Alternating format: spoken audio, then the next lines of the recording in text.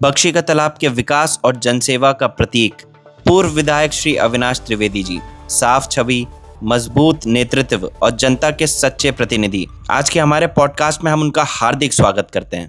त्रिवेदी जी, आपका बहुत बहुत स्वागत है। प्रणाम।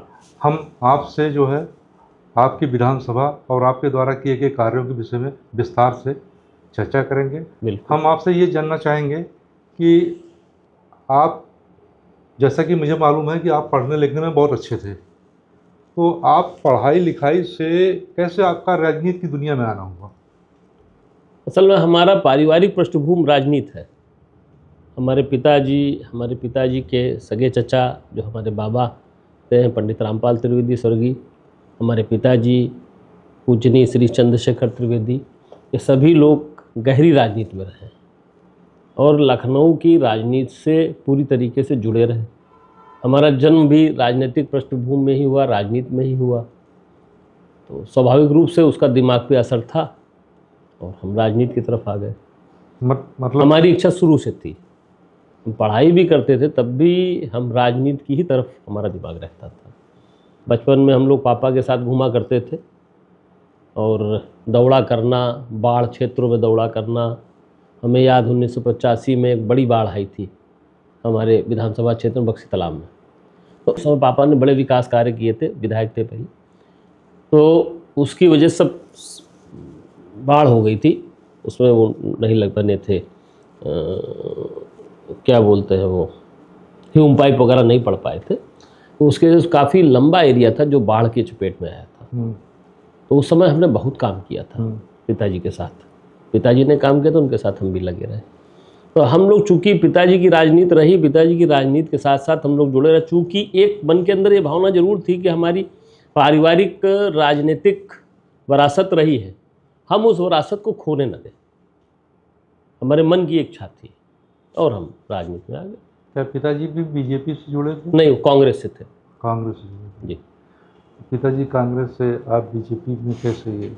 हमारे यहाँ असल में 1993 में हमारे जो भारत के रक्षा मंत्री हैं इस समय, या हम तो कहेंगे हमारे लिए सौभाग्य की बात थी कि ये हमारे बख्शी तालाब से उस समय शिक्षा मंत्री थे, चुनाव लड़ गए।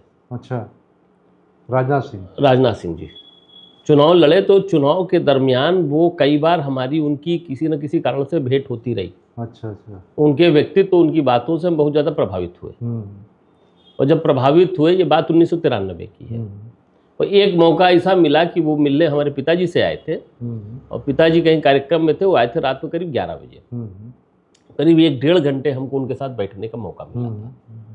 तो हमने उनसे बात कही थी कि ये जो क्षेत्र है, क्षेत्र बहुत अच्छा नहीं है जिसको आपने चुना, और यहाँ पर जो क्षेत्र तो अच्छा है लेकिन जो भौगोलिक स्थिति थी, भौगोलिक स्थिति बहुत अनुकूल नहीं थी। लेकिन वो लड़े तो हम उनके पक्ष में थे, जितना हम कर सके उनके लिए उतना हमने किया भी। उस समय पिताजी तो कांग्रेस में थे, तो कांग्रेस में कर रहे थे, लेकिन हमने उनकी मदद, चूंकि हम व्यक्तिगत रूप से उनको बहुत चाहते थे, तो इसलिए हम उनकी मदद में लगे। और उसका परिणाम ये रहा कि आपको हम उनके करीब आ गए। हम उनके करीब आ गए और ज़्यादा करीब आ गए, ये रहा। अच्छा, इस वजह से भाजपा में आ गए। और 2017 में आपको टिकट कैसे मिला? टिकट पार्टी ने हमको ये तय किया कि इनको लड़ाया जाए तो ये जीत सकते हैं। पारिवारिक पृष्ठभूमि थी ही, बिल्कुल, और मजबूत पृष्ठभूमि थी। पिताजी विधायक नहीं भी रहे तब भी वो उससे ज़्यादा क्षेत्र में सक्रिय रहे, न विधायक होते हुए भी। और क्या है कि हम लोगों का एक लगाव है बख्शी तालाब से, और यह बख्शी तालाब विधानसभा पूरी क्षेत्र से एक लगाव है, एक जुड़ाव है। वो जुड़ाव हम लोगों का खत्म नहीं हो पाता।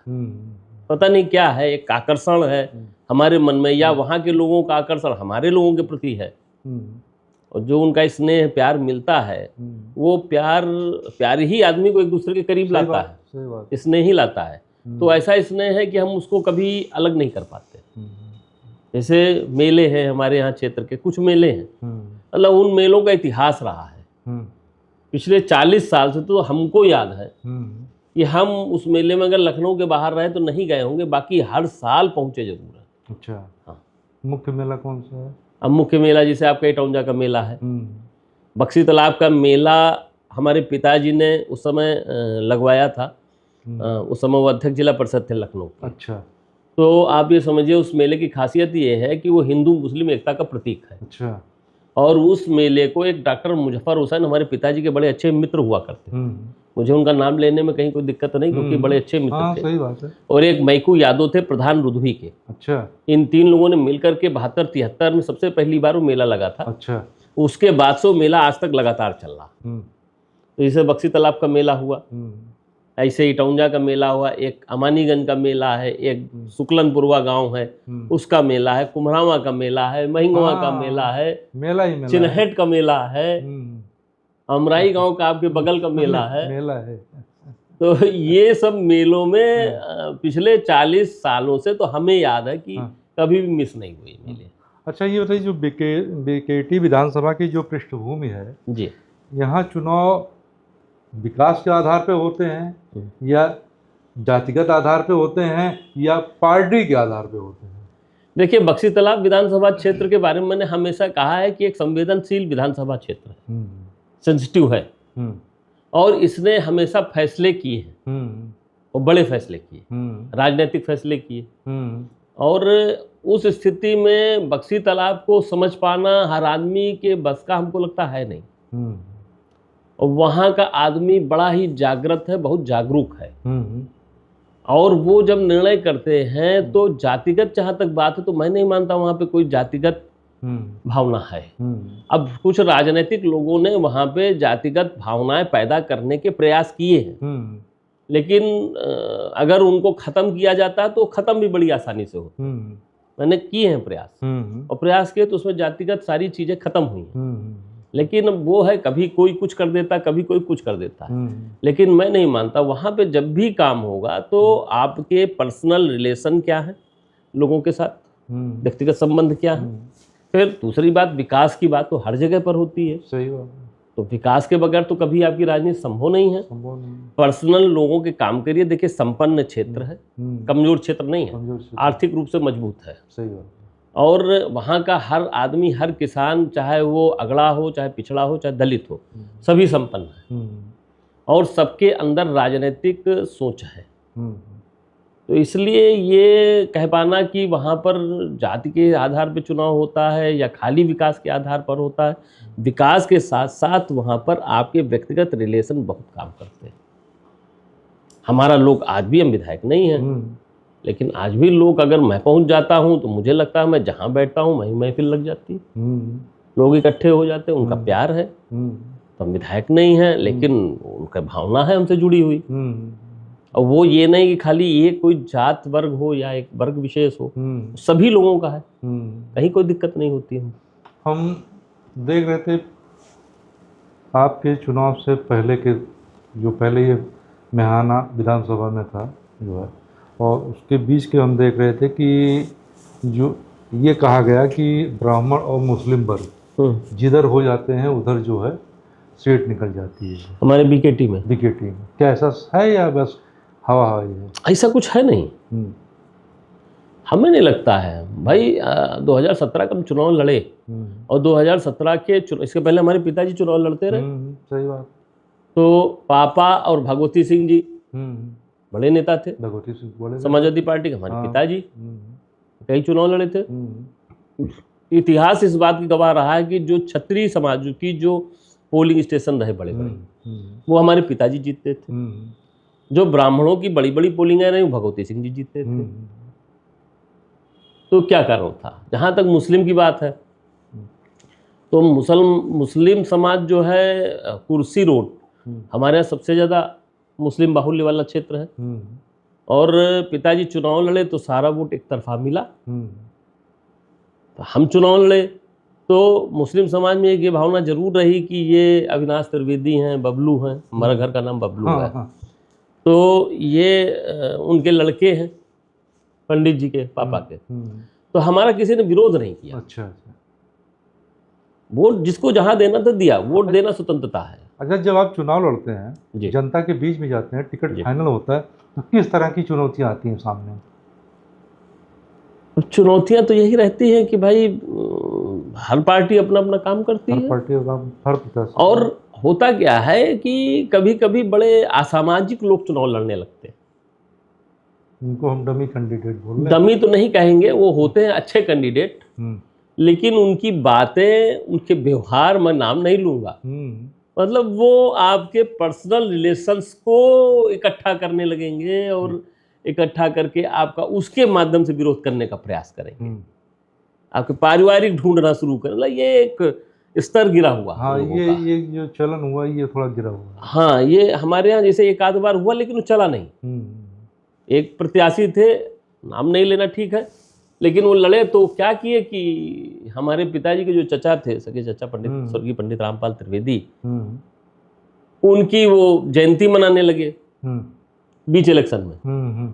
तो मैं चनेहट में पदयात्रा कर रहा था, तो लोगों ने आगे काट दिया, भैया ये क्या है, क्या है ये तो ये मना रहे हैं जयंती। अरे हमने कहा यार ये तो अच्छी बात कर रहे हैं, इसमें क्या दिक्कत है?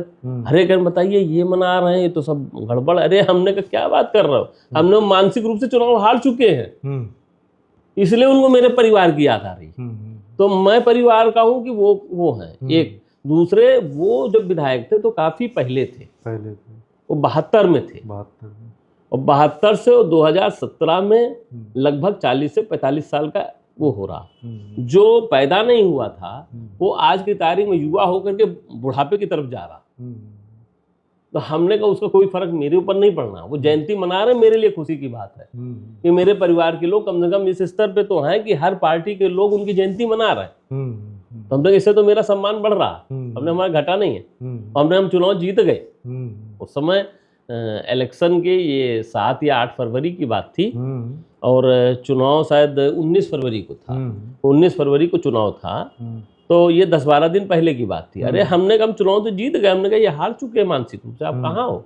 तो लोगों ने मेरी बात समझ कर, भैया बात सही कह रहे हो, तो इनकी बेवकूफ़ी है। तो ये है। अच्छा, जैसे आप जब 2017 का चुनाव जीते और 5 साल आप विधायक रहे, तो इस 5 साल में आपने क्षेत्र में क्या क्या विकास कार्य कराए? देखिए 2017 में हम विधायक बने।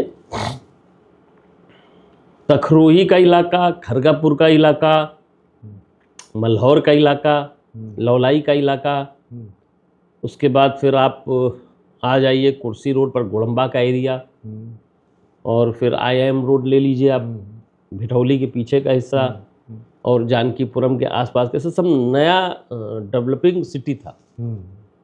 और इसमें सबसे बुरी हालत अगर कहीं की थी तो खरगापुर और तखरोही की थी। और तखरोही की हालत ये थी कि आप तखरोही में जैसे ही आप सेक्टर 11 से अमराई गांव वाली रोड पे मुड़िए, तो ऐसा लगता था मैं उत्तर प्रदेश के कोई सबसे पुराने कस्बे में आ गया। ऐसे ही लगता था ना? तो हमको बड़ा अजीब लगता था। और हालत ये थी कि वहाँ पे लोगों को, कई लोगों से मैं जुड़ा हुआ था, वहाँ पे लाइट 24 घंटे में कहीं 6 घंटे के लिए आ रही, कहीं 5, मतलब शहर होने के बावजूद 5 घंटे 6 घंटे के लिए लाइट आती थी। लाइट आती थी तो बल्ब जलता था जैसे वो लालटेन ऐसे जलते थे, हमने देखा था, वोल्टेज डाउन, कुछ था ही नहीं। और घुटने घुटने भर कीचड़ था। एक रास्ता थी, अंबेडकर जी की मूर्ति लगी है उनके सामने से एक रास्ता गई है अंदर घूम करके, जो सीधे पताहपुरवा होते हुए और उस पर निकली है बाबा हॉस्पिटल के पास। उस रोड पे एक बार मैं जा रहा था, मुझे निकलना था, मुझे जाना था देवा रोड पे, तो मैंने सोचा लो इधर से निकल लूँ। जब मैं गया हूँ अंदर मुड़ा, तो मेरी बड़ी गाड़ी थी, ऊंची गाड़ी थी, तो ड्राइवर की हिम्मत नहीं पड़ी गाड़ी उसमें अंदर मोड़ दे।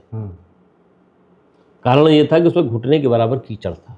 आप ये समझो शहर की ये स्थिति थी, 20 सिटी की, उत्तर प्रदेश की राजधानी। मुझे बड़ा अजीब लगा, मुझे बड़ी विडम्बना लगी। उसका जब मैं विधायक बना, विधायक बनते ही प्रेस वालों ने हमसे पूछा, आपके साथियों ने, तो मैंने यही कहा मेरा लक्ष्य है कि यहाँ सबका विकास करना। और जैसे मैं विधायक बना तो मैंने सबसे पहले खरगापुर, मैंने अपनी निधि से लगभग 42 रोडें उस समय बनाई थी। और इसमें तखरोही में बनाया, फिर कुछ हमने गोड़म्बा में बनाया, मतलब कई जगह फिर हमने एक प्रायोजित तरीके से विकास कार्य शुरू किया। दूसरा जो सबसे बड़ी समस्या आई वो आई बिजली की। लोगों को बिजली के कनेक्शन नहीं मिल पा रहे थे, और स्थिति ये थी कि सब नई कॉलोनियाँ थी, और नई कॉलोनियाँ होने की वजह से बिजली हो ही नहीं पा रही थी, इतना ज़्यादा चार्जेस थे कि लोग कनेक्शन नहीं ले पा रहे थे।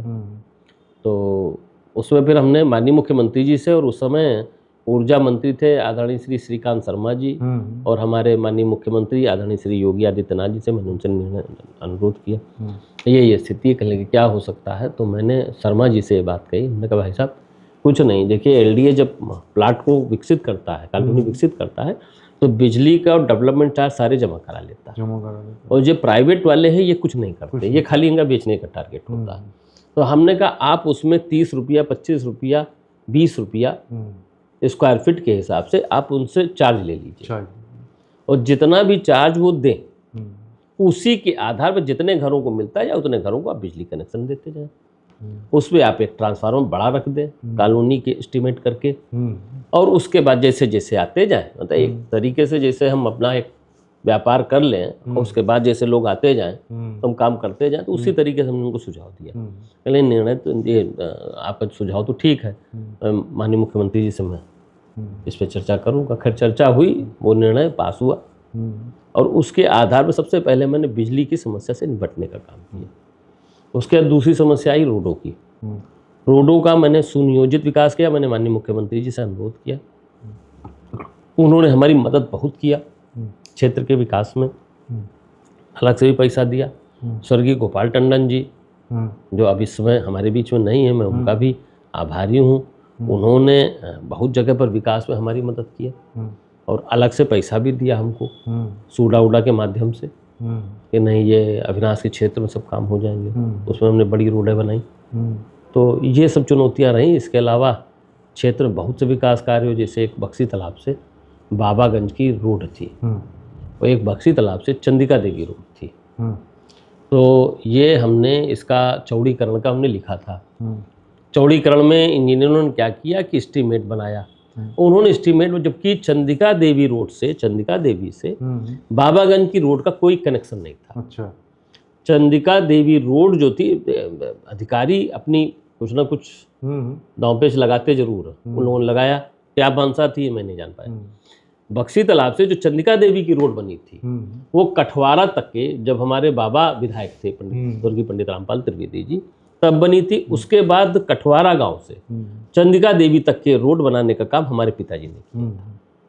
और जो बक्सी तालाब से जो बाबागंज रोड बनी थी वो 1977 के बाद बनी थी, और 1977 के बाद जब वो बनी तो बाबागंज तक के बनी, लेकिन वो बक्सी तालाब से बनी। और जब मैंने कहा कि हमको इसका चौड़ीकरण करना है, तो उन्होंने क्या किया, चंदिका देवी रोड से लगा करके बाबागंज तक के रोड जोड़ दिया। जबकि चंदिका देवी रोड से और जो भैसामऊ क्रॉसिंग है, जो बाबागंज रोड गई, उसके बीच में लगभग 1.5 किलोमीटर का अंतर है। वो 1.5 किलोमीटर भी उसमें कनेक्ट कर दिया। उसका एस्टीमेट बना दिया 107 करोड़। अब जब 107 करोड़ का एस्टीमेट बनेगा तो कौन मंजूर कर लेगा? सही बात है। तो मैंने उनको कहा, तो मैं नाराज हुआ कस के। हमने, आप लोग तमाशा कर रहे हो, आप तो जानबूझ के कर रहे हो। नहीं साहब ये नहीं, हमने कहा इस तरीके से नहीं होता जिस तरीके से आप लोग कर रहे हो। हमने, आप हमको पढ़ा रहे हो, आप क्या समझ रहे हो मैं जानता नहीं। हमने, मैं बचपन से जुड़ा हुआ। हमने, आप बक्सी तालाब से चंदिका देवी रोड वो अलग है, वो अलग है, और बक्सी तालाब से बाबागंज रोड बनी है 1977 के बाद। तो हमने उसको इसमें आपने क्यों कनेक्ट कर दिया? दोनों अलग अलग रोड है। हम निकालिए उसका हिस्ट्री निकालिए आप। अगर आपको नहीं मालूम तो मैं आपको बता रहा हूँ, आप निकालिए उसको। तो खैर वो सब ठंडे पड़े। फिर माननीय केशव प्रसाद मौर्य जी गए थे एक कार्यक्रम में, मैंने माननीय मुख्यमंत्री जी से भी आग्रह किया था, माननीय केशव प्रसाद मौर्य जी से भी आग्रह किया था। फिर बक्सी तालाब में जो चंदिका देवी रोड गई थी उसका चौड़ीकरण का मंजूर हुआ, लगभग 12.5 करोड़ रुपया उसका चौड़ीकरण कराया। फिर उसके बाद जो सबसे बड़ी चुनौती हमारे लिए बन गया था बक्सी तालाब से जो बाबागंज रोड थी, तो उसका उन्होंने एस्टीमेट बनाया था उस समय करीब हमको याद है 80 करोड़ के आसपास अलग से। तो हमने कहा फिर आपने इतना बड़ा बना दिया, तो फिर हमने उसको घटवाया। तो फिर हमने बक्सी तालाब से कुम्हरावा तक कराया। हमने कहा इसको 2 पार्ट में करो। और मैंने माननीय मुख्यमंत्री जी से, माननीय केशव प्रसाद मौर्य जी से, माननीय रक्षा मंत्री जी श्री राजनाथ सिंह जी, मैंने सबसे अनुरोध किया दिल्ली जा करके। खैर सबने हमको सहयोग भी किया। सहयोग का परिणाम ये रहा कि बक्सी तालाब से कुम्हरावा चौराहे तक के रोड का चौड़ीकरण मंजूर हो गया। वो लगभग 44 करोड़ की रोड थी, जिससे 17 करोड़ रुपया खाली बिजली के लिए था। उसमें दिक्कत ये थी कि उसमें एक अंडरलाइन पड़ी हुई थी बिजली की, जिसकी वजह से चौड़ीकरण नहीं हो पा रहा था। तो फिर हमने सबसे अनुरोध किया, तो अनुरोध पर यह हुआ कि इसमें बिजली का ऊपर से लाइन निकाली जाए, उसका पैसा अलग से हो, बाकी डेवलपमेंट का नीचे चौड़ीकरण का अलग से हो। तो चौड़ीकरण के लिए अलग से पैसा आया, 17 करोड़ रुपया बिजली का आया। एक ये काम हुआ। फिर एक पॉलिटेक्निक बनाई हमने अपने क्षेत्र में, उसकी बिल्डिंग रही। फिर एक बहुत बड़ा काम था, पूरा डिटेल ही बता देता हूँ जब आप विकास पे बात कर रहे हैं। एक गांव पड़ता है मल्लूपुर नौरंगपुर। तो मल्लूपुर नौरंगपुर दोनों गांव के बीच में गहरा नाला है, जो बरसाती नाला है। तो वो डिमांड थी, जब हमारे बाबा पिताजी वगैरह हुआ करते थे तब की डिमांड थी, वो नहीं हो पा रही थी।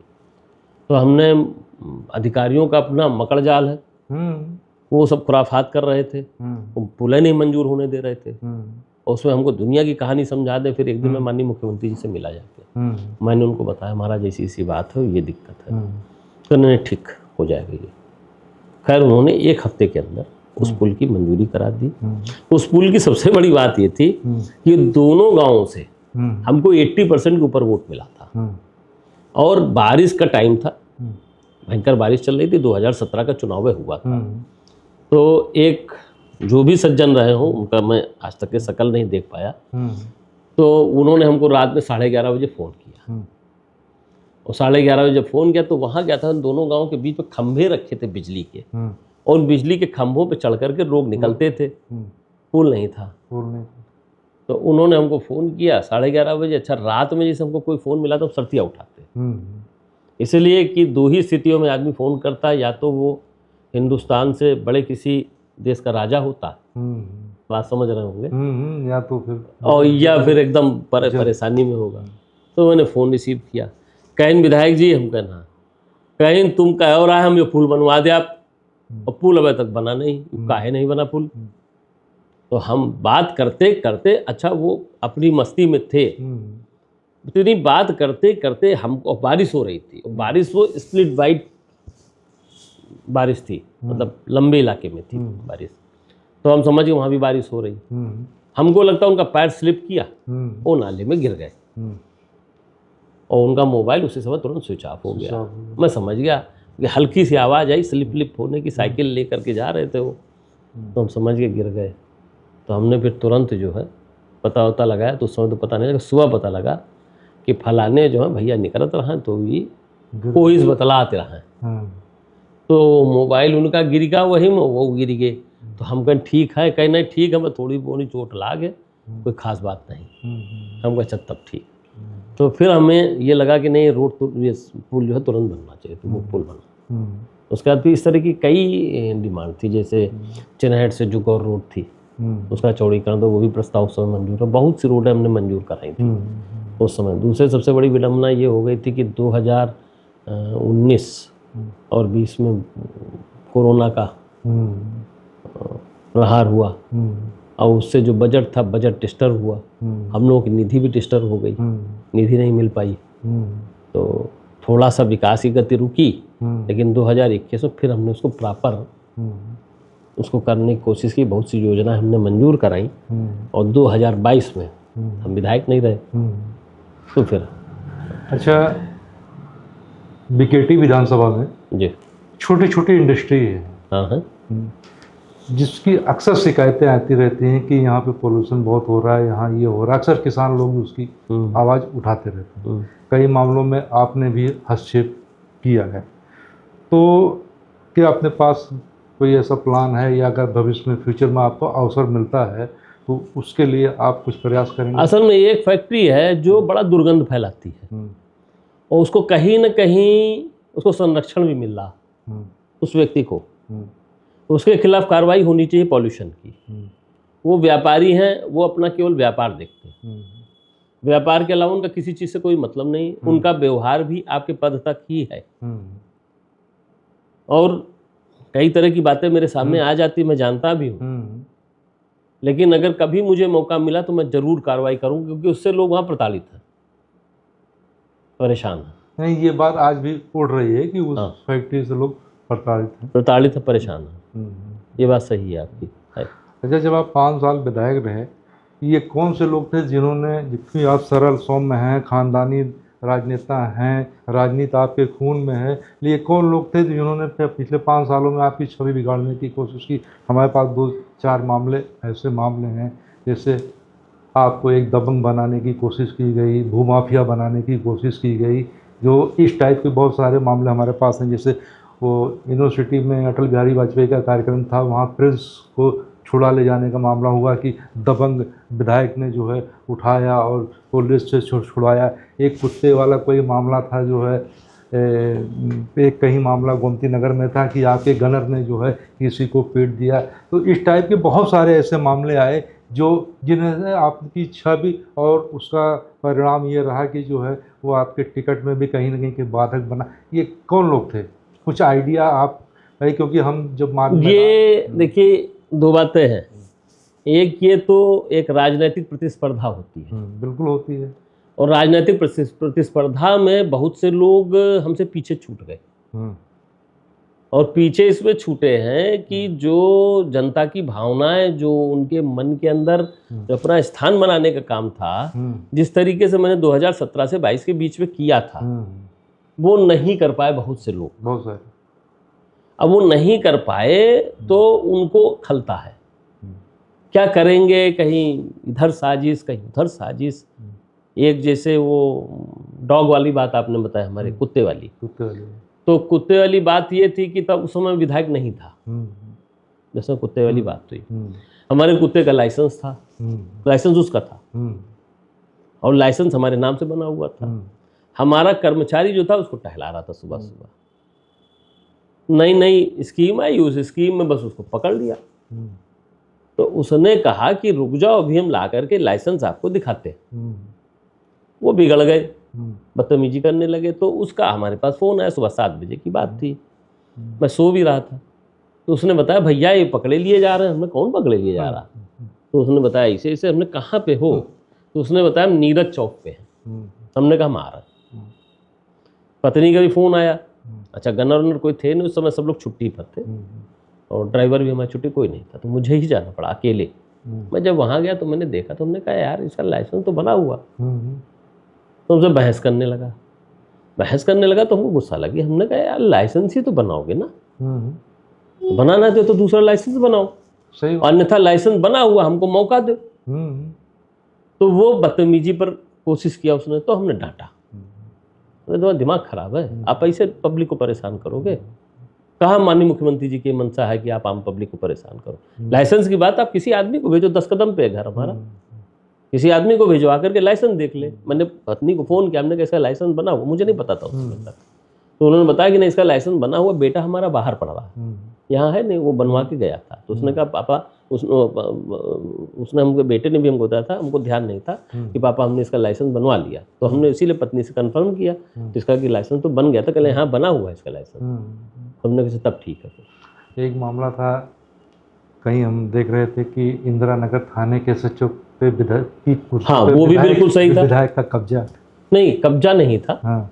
हुआ ये था कि अभी फ़ोन भी आया था उनका। अच्छा। जो हमारे कार्यक्रम, हमारी पार्टी के बूथ अध्यक्ष थे। अच्छा। रमेश राजपूत। तो हुआ ये कि वहाँ पर उस समय जिला पंचायत के अध्यक्ष के चुनाव चल रहे थे, बात 2021 की, शायद जुलाई की है। तो हुआ क्या कि वहाँ पे एक तालाब था, एक गांव पड़ता है रसूलपुर के बगल में। अच्छा। उसका गांव का नाम है, रमेश के गांव का नाम, बड़ा अच्छा नाम है, नाम इस समय ध्यान से उतर रहा। तो वहाँ पे तालाब था। तालाब ऑलरेडी करीब 10 से 12 फुट गहरा था। उस पे खनन शुरू हो गया मिट्टी का। उस समय क्या था कि आउटर रिंग रोड बन रही थी। आउटर रिंग रोड के लिए मिट्टी निकलनी थी। उसमें तय ये हुआ था कि जो तालाब ऑलरेडी हैं उन्हीं तालाबों से मिट्टी का खनन किया जाए। तो वो रोड के लिए था। लोग क्या कर रहे थे, उसमें पुलिस की भी मिली भगत थी। लोग क्या कर रहे थे, ये लोग पैसा खा करके खनन वालों से वो मिट्टी निकाल करके पब्लिक में लोगों को बेच रहे थे, व्यापारियों को। तो वो पूरा जो गाँव, चूँकि 10-12 फीट गहरा था, उसमें इससे पहले कोई बकरी या कोई जानवर शायद डूब के मर गया था पानी में, तो गांव वालों में उसका विरोध था। तो उसमें वहाँ पे झंझट हुआ कि 12 फीट तुम खोद चुके हो, 14 फीट अच्छी खासी गहरान हो गई, और तुम और इसको खोदने जा रहे हो 5-7 फीट। मान लो 5 फीट का लाइसेंस है तो आप 7 फुट क्यों खोद रहे हो, 8 फुट क्यों खोद रहे हो, तो ये 20-22 फुट हो जाएगा। ऐसे आदमी गिरेगा उसका हाथ पैर टूट जाएगा। तो उसमें गाँव वालों ने विरोध किया तो वहाँ झंझट हो गया। झंझट हुआ तो वहाँ पर पुलिस भी आ गई, फिर काफ़ी झगड़ा हुआ, पथराव उथराव हुआ, सब काम रुक गया। काम रुकने के बाद मैं चुनाव में उस समय व्यस्त था, तो हमारे पास फ़ोन आया, तो हमने कहा कि ठीक है कोई बात नहीं। हमने कहा हम 2 दिन के बाद, ये वोट यहाँ पड़ जाए जिला पंचायत का, 2 दिन के बाद मैं गाँव आऊँगा, तो तब तक कुछ नहीं। तो उसके बीच हमने डीएम साहब को, कमिश्नर, पुलिस कमिश्नर को और एसडीएम को, सीओ को, सबको फ़ोन कर दिया था मैं खुद जाऊँगा। उसके 3 दिन के बाद, 4 दिन के बाद जब मुझे मौका मिला तो मैं गांव गया। तो जब मैं गांव गया तो वहाँ पूरा गांव इकट्ठा था, करीब 150 आदमी था। तो सब लोग इकट्ठे थे, तो हमसे कहा तो हमने कोई परेशान ना हो, हम हैं, आप लोग परेशान मत, तो तालाब नहीं खुदेगा। तो हमने डीएम साहब को फ़ोन किया वहीं से, पब्लिक के सामने। हमारी आदत है कि अगर आपको काम है तो मैं आपके सामने ही मैं बात करूँगा, या आप फ़ोन लाइन पे हो, मैं स्पीकर खोल के मैं आपको सुना दूंगा मेरी बात क्या हो रही है। तो मैंने उसी समय उनको फ़ोन किया, मैंने कहा मैं इसको खुद देख रहा हूँ, इस पर कोई कार्रवाई इस तरीके की ना होने पाए जो उत्पीड़नात्मक कार्रवाई हो बिना जांच के, ये ठीक नहीं होगा। हम उसके बाद चले आए। 10, 12, 15 दिन के बाद, लगभग 20 दिन के बाद, एक दरोगा थे, कुछ असलम खान नाम था, वो हमारे यहाँ बेहटा में पोस्टेड थे। अच्छा, नाम अभी अचानक याद आ गया, असलम नाम था उनका। वो बेहटा में पोस्टिंग थी। तो वो करते क्या थे कि वो आते थे तो मुस्लिम समाज को गाली बकते थे हमारे पास, गंदी गंदी, और हिंदू समाज की सराहना करते थे। तो हमने कहा यार ये तो खराब आदमी है, तो बेवजह गाली बक रहा, मैं कोई वजह हो, कोई कारण हो गाली बकने का तो आप बको, और वो भी आप गंदी गाली मेरे सामने बकता। और उनको लेके भी कुछ मुस्लिम समाज के ही लोग आए, तब उनकी शिकायतें हैं। तो उसके बाद मैंने उनको फिर वहाँ से हटवाने के लिए कहा, तो एसएसपी ने कहा कि अभी रहने दीजिएगा, कोई दिक्कत करेंगे तो बताइएगा। ठीक। इसी बीच में बेहटा में एक घटना हो गई। कुछ लोग पैदल जा रहे थे और कुछ लोग मोटरसाइकिल जा रहे थे, उनका कीचड़ उछल करके उनके ऊपर पड़ा। उसमें कुछ हिंदू मुसलमान की बात आ गई, भूमिका उन्हीं की निकल आई। कलानी नैथानी जी एसएसपी होकर के आ गए, मैंने उनको फ़ोन किया, उन्होंने तुरंत उसको हटा दिया। उसके बाद वो वहाँ से हट करके पहुँच गया घैला। घैला में भी ये गड़बड़ करता रहा। उसके मैं ये जान नहीं पाया, घैला से निकल करके ये उसी गांव में पहुंच गया, और ये खुद गया वहां पे खनन कराने के लिए। जब लोगों ने विरोध किया तो लोगों से इसने जवाब दिया कि, लोगों ने कहा कि विधायक जी आए थे, सब मना कर गए, आप इस तरीके से यहाँ करा रहे हो। तो उसने जवाब दिया कि इसमें विधायकों को तो पैसा मिलेगा। तो ये लोगों ने हमको बताया, तो हमको बड़ा गुस्सा आया। तब तक हम जान नहीं पाए कि वही दरोगा जी हैं। उसके बाद रमेश राजपूत उसका विरोध कर रहे थे। ये गया, इसने जाकर, ये बहुत अच्छा प्रकरण आपने पूछा है, और मैं इस पर थोड़ा लंबी बात कर रहा हूँ। कोई बात नहीं। रमेश राजपूत को जाकर के वहाँ से ज़बरदस्ती इसने उठा लिया, गिरफ्तार कर लिया, और गिरफ्तार करके रमेश राजपूत को ला करके एक प्रॉपर्टी डीलर के कमरे में बंद कर दिया। पहले जो रमेश राजपूत को अपने पास रखे रहा।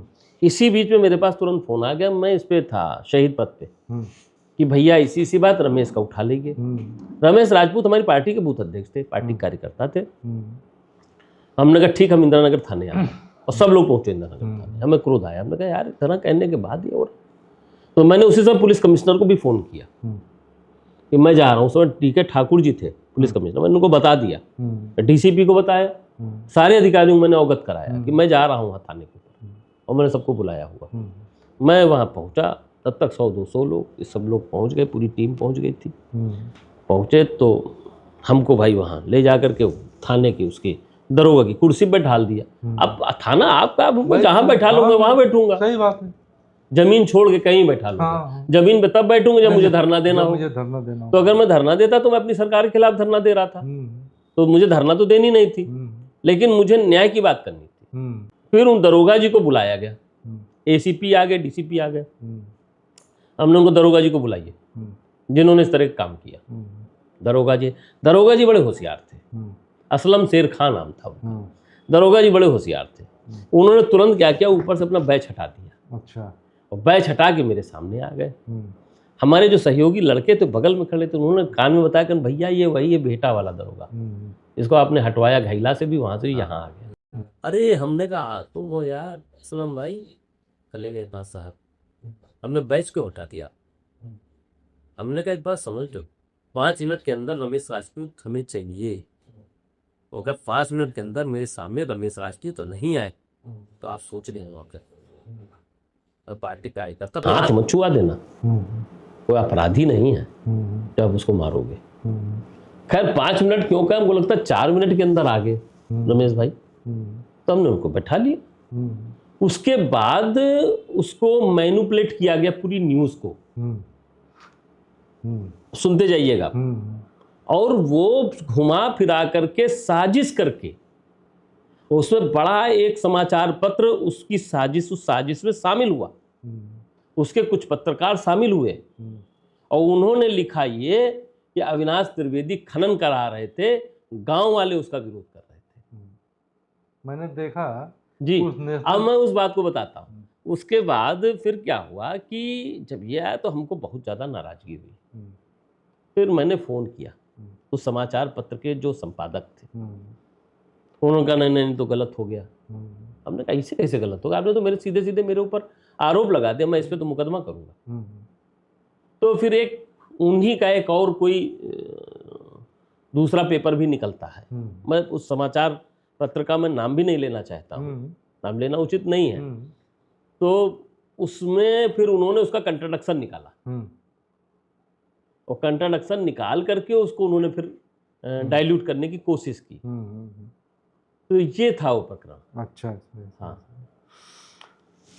और दूसरा जो आपने एक प्रकरण और बताया, प्रिंस वाला, वो ऐसा था कि स्वर्गीय अटल बिहारी वाजपेयी जी की स्मृति की वो उनकी जो अस्थियां हैं वो आई थी यहाँ पर लखनऊ में, और बड़ा कार्यक्रम था। वो कार्यक्रम यूनिवर्सिटी के बगल में हो रहा था। उसमें माननीय मुख्यमंत्री जी, माननीय रक्षा मंत्री जी और माननीय पूर्व मुख्यमंत्री श्री मुलायम सिंह यादव जी, सभी लोग थे, सारे ही पक्ष विपक्ष के नेता थे। और मेरे क्षेत्र से लगभग 2 से 2.5 हजार आदमी आया था, जो बसों पे बैठ करके उन्होंने उपलब्ध कराई थी। तो यूनिवर्सिटी के सामने सब बसें खड़ी थी। मैं वहाँ कार्यक्रम में गया। कार्यक्रम में जाने के बाद मैं वहां से वापस निकला और बहुत थका हुआ। तो मैं निकला, तो जैसे निकल के हनुमान सेतु मंदिर के सामने आया, वैसे ही एक हमारी ही उसके पार्टी के एक कार्यकर्ता थे, उन्होंने हमको आवाज दी। तो जब उन्होंने हमको आवाज दी तो हमने कहा बताओ भैया बताओ। तो कहने रहे विधायक जी आप इधर आ जाओ जरा, एक बार हमारी बात सुन लो। अरे हमने कहा यार यहीं से बता दो मेरे भाई, हम थके हैं बहुत ज़्यादा, बहुत लोग हमारे साथ, तो हमको उनको छोड़ना है, सबको गाड़ियों में बैठाना है। अरे कहने 1 मिनट आप सुन लो, आप सुन नहीं रहे। हमने कहा ठीक आ जाते। हम गए, उन्होंने प्रकरण रखा कि ये मामला है और इस तरीके से घटना हुई है, और उसकी गिरफ्तारी को लेकर के लड़के की, तो हम उसको जानते भी नहीं थे। तो हमने कहा देखिए ये पार्टी के कार्यकर्ता हैं, और अगर आप इनको गिरफ्तार यहाँ से कर रहे हैं तो इससे पार्टी की हमारी बदनामी होगी। दूसरा कार्यक्रम से गिरफ्तार, हाँ, दूसरा ये है कि आपको गिरफ्तार करना है तो आप यहाँ से 1 किलोमीटर आगे जाके कहीं गिरफ्तारी दिखा दीजिए, आप वहाँ से कर लीजिए। इतना करना था। तो वो चाहे हमको समझ ना पाए हों, जो भी बात हो, उस दरोगा ने मेरे ऊपर अटैक किया। ये चीज़ नहीं आई सामने, ये चीज़ नहीं हुई। उसने अटैक किया। जैसे अटैक किया वैसे ही लड़के खड़े थे बगल में, उन्होंने उसका हाथ पकड़ लिया। अगर वो अटैक हो जाता तो अटैक होने के बाद घटना का स्वरूप क्या होता? भयावह हो जाता। लड़कों ने हाथ पकड़ लिया, तो पकड़ लिया तो इस घटना को इस तरीके से छाप दिया गया, निकाल दिया गया। तो वो ये था प्रकरण। और मैंने ये कहा कि आपको, उसके बाद माननीय मुख्यमंत्री जी ने भी हमको बुलाया था इस विषय पर। फिर उन्होंने हमको बुलाया, हमसे पूछा उन्होंने, हमने उनको बताया। तो उनको कहीं किसी ने ये भी फीडबैक दिया था कि हमारे रिश्तेदार हैं। तो हमसे जब पूछा उन्होंने अविनाश क्या मामला था, तो मैंने बताया, मैंने महाराज ऐसी बात थी, ये मामला था। तो कहने लगे कि ये आपका रिश्तेदार है। तो हमने कहा महाराज हमारा रिश्तेदार इसलिए नहीं हो सकता है कि जहाँ तक मैंने सुना है सुल्तानपुर का रहने वाला, और सुल्तानपुर में ज़्यादातर सब सरजूपारी ब्राह्मण हैं। हमारे पूरे कुल खानदान में अभी तक के कोई भी रिश्तेदार गैर कानिकुब्ज नहीं हो पाया, सब कानिकुब्ज हैं। कहने लगा हाँ ये बात तुम्हारी सही है, हमने आप पता लगा सकते, जांच करा सकते हैं। और हमने कहा जब कान्यकुब्ज है तो हमने कहा वो कान्यकुब्ज है, नहीं तो हमने कहा हमारे रिश्तेदार होने का कोई सवाल नहीं। एक बात। दूसरी बात, आप 10 लड़कों को बुला के खड़ा कर दीजिए, उस लड़के को भी खड़ा कर दीजिए, तो मैं उसको पहचान ही नहीं कहूँगा। कहने फिर तो तुम्हारे रिश्तेदार में कोई सवाल ही नहीं उठता, में ना मारा बिल्कुल होते कोई पसंद नहीं, जो बात ही कोई बात यार अच्छी समझ।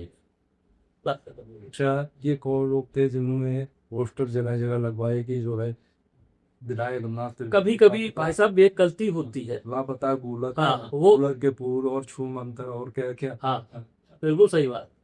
वो असल में उस समय एक साजिश रची गई।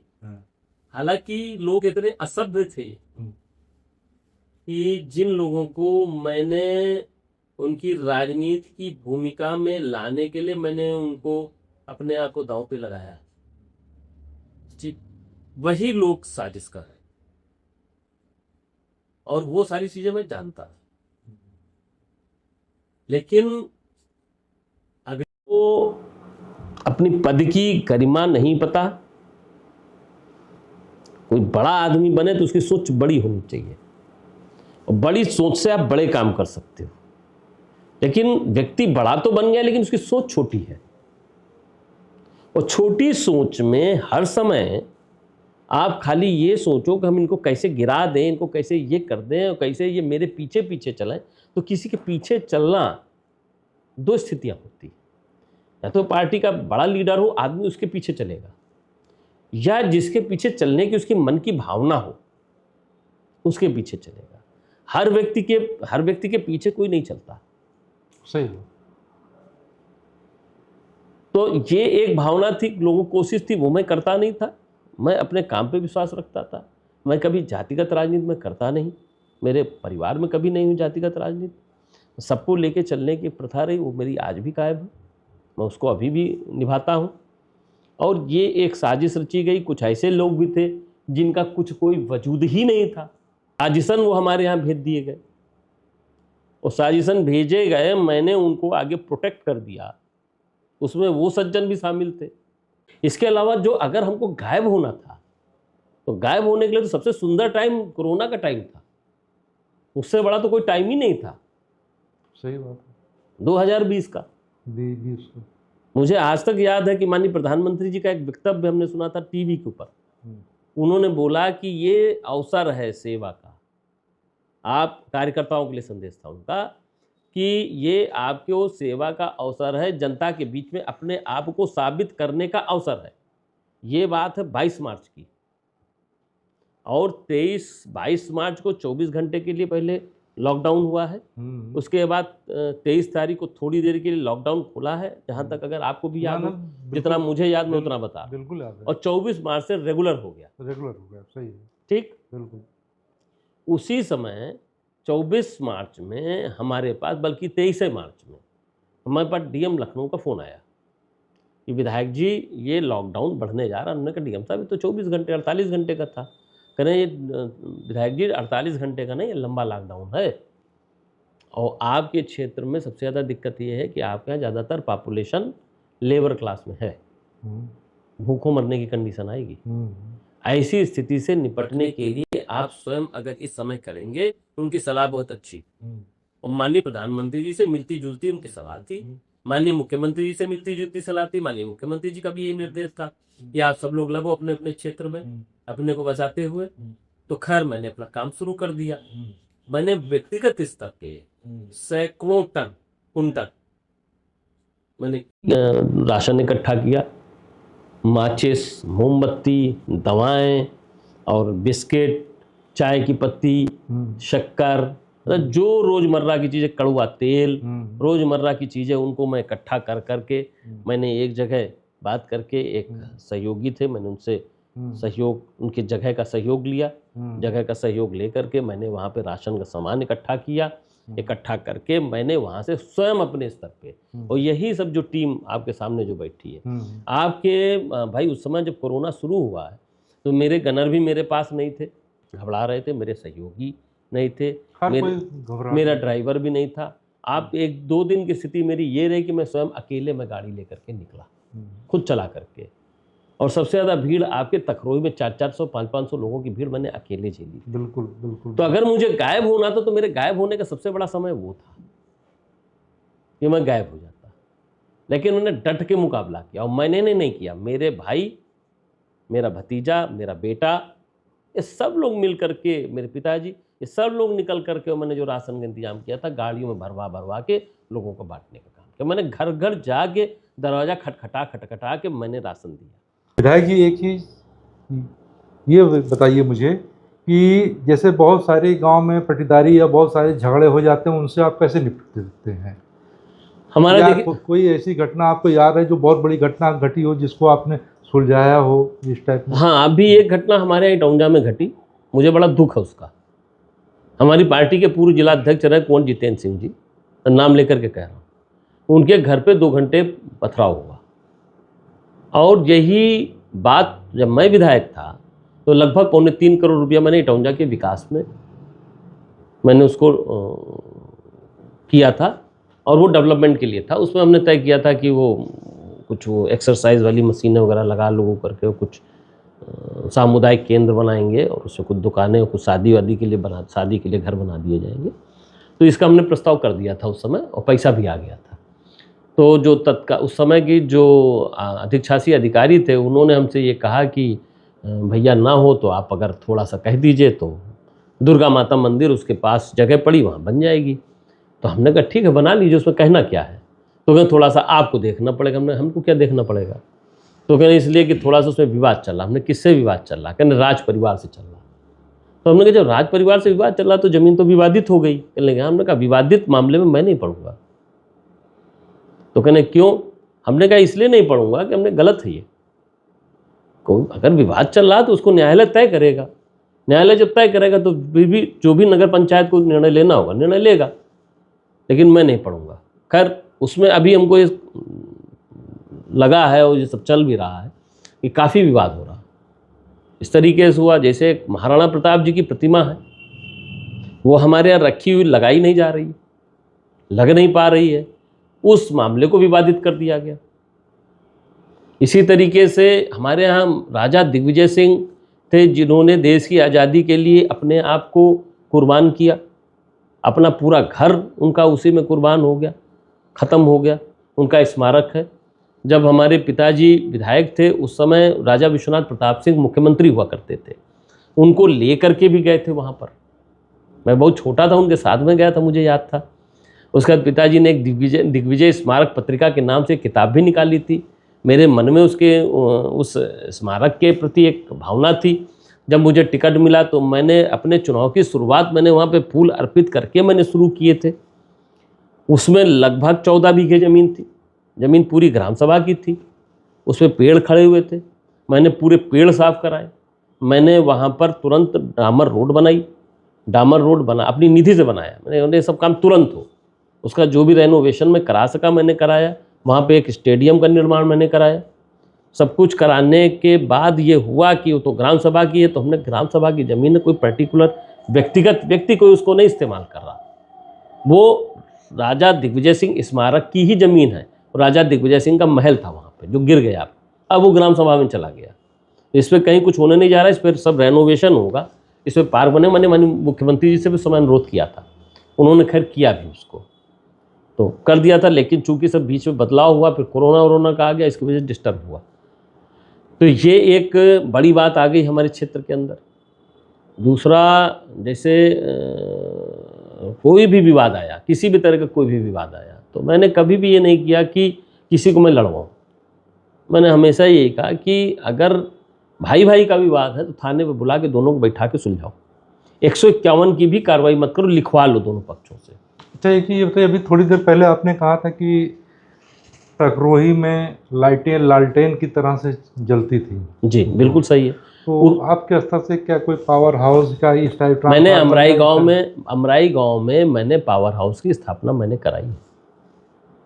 एक वो मैंने वहाँ कराई थी, एक भाईसौरा में कराई थी। आपका फीडबैक है, कैसा वोल्टेज है, क्या है? वोल्टेज तो अब ठीक होना चाहिए, तो आप तखरोही के लोगों से जानकारी कर सकते हैं। और एक हमने उस समय कराने की कोशिश किया था, हमारे यहाँ क्षेत्र में कुम्हावा के आगे मुसपिपरी गांव पड़ता है। अच्छा। वहाँ पे भी वोल्टेज की बहुत प्रॉब्लम थी। तो जब मैं पहली बार मैं गया था विधायक बनने के बाद, तो वहाँ पर एक 20 किलोवाट का केवल ट्रांसफार्मर रखा था। फिर मैंने पूरे गांव पे पूरा ध्यान दे करके मैंने 5 ट्रांसफार्मर रखवाए 45-45 किलोवाट के, उस समय रखवाए थे। अब कितने चल रहे हैं नहीं जानता। वही मुसपिपरी में ही मैंने पावर हाउस का प्रस्ताव दिया था। अब वो हमारे चूंकि अब हम होते तो हम उसको फॉलो अप करते, फॉलो अप की कहीं ना कहीं कमी रह गई, क्योंकि मुसपिपरी में निकला कई बार, मुझे कहीं पावर हाउस दिखाई नहीं पड़ा, इसके लगता है कि वो रह गया। अच्छा, एक क्वेश्चन हमारा जो है आपकी विधानसभा से थोड़ा हटके है जी कि सिद्धांतों वाली पार्टी बीजेपी जी 2023 के बाद से अभी तक अपना प्रदेश अध्यक्ष नहीं चुन पाई। देखिए, बहुत बड़ी हमारी पार्टी है भारतीय जनता पार्टी, और सिंगल मैन लीडरशिप है नहीं। सामूहिक निर्णय होते हैं, सामूहिक चीज़ें तय होती हैं, और सामूहिकता में टाइम तो लगता ही है। अगर एक व्यक्ति को कोई चीज़ तय करनी है तो उठा के तय कर देगा कि ये नहीं ये, लेकिन अगर कोई बात सामूहिकता में आती है तो सामूहिकता में फिर सबकी सहमति पे कोई निर्णय होता है। तो अगर मान लीजिए 15 लोग, एक व्यक्ति की सहमत या 2 व्यक्ति की सहमत तो 1 घंटे में हो सकती है। 15 लोगों की सहमत में 15 लोगों की अलग अलग राय होगी। उस राय को एकजुट करके एक जगह पर लेकर के आना और उसके बाद उस पर निर्णय करना, तो टाइम तो लगेगा। तो आगामी 2027 वाले चुनाव में जी, तैयारी तो आपकी जारी है? हमारी बिल्कुल जारी है। और आपका जनसंपर्क भी जारी है। बिल्कुल जारी, वो हमारे लोक सभाओं में। वो आपके स्वभाव का, तो आप हमारे चैनल के माध्यम से बख्शी का तालाब विधानसभा के 4.5 लाख मतदाताओं को क्या संदेश देना चाहते हैं? मेरा संदेश क्या है, मेरा अनुरोध है कि आने वाले समय में क्षेत्र की स्थिति मजबूत हो, राजनीतिक स्थिति मजबूत हो, और बड़ा राजनीतिक निर्णय लिए। और मैं अगर प्रत्याशी के रूप में अगर इसलिए लगाता हूँ, संभावनाओं पे सब कुछ का बिल्कुल, अगर मैं प्रत्याशी के रूप में आता हूँ तो हमें मौका मिलना चाहिए, और मैंने सेवा की है क्षेत्र